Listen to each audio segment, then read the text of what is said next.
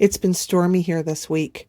Trees falling, lights flickering, street drains clogging, ditches surging, and curbside tsunamis soaking pedestrians as they scramble to get to their next destination.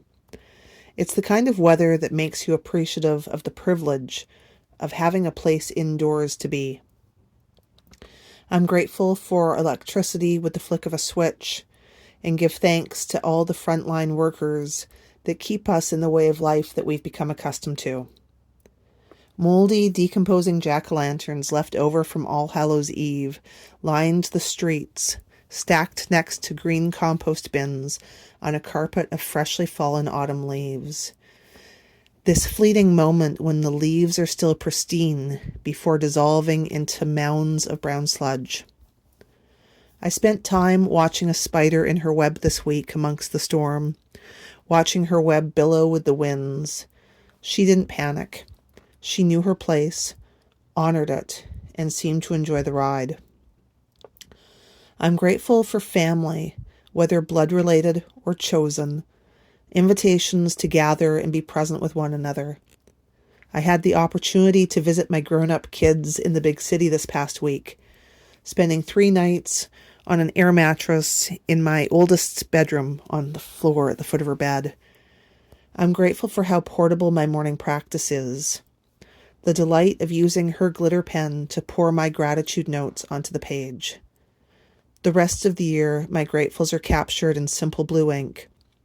But at the end of the year on winter solstice, amidst the darkest of the dark, when I reconnect with those notes, my heart skips a beat when I lay on those glitter ink entries, knowing immediately exactly where I was with a simple glance at the page.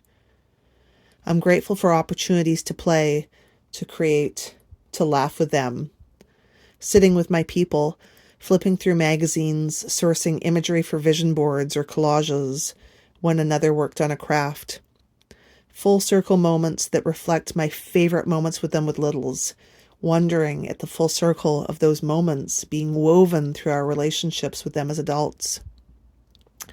I'm grateful for how I chose to show up this week, both for myself and for my friends. Before the sun rose, sitting with a daily reading of A Course in Miracles, I think back to my grandma and her own spiritual practice before sunrise and before the throng of the day kicked into high action. And as I sit with my books, I savor the connection I feel with her in those early morning sessions, feeding my spirit. I'm grateful for the completion of a project and the invitation to gather yet again.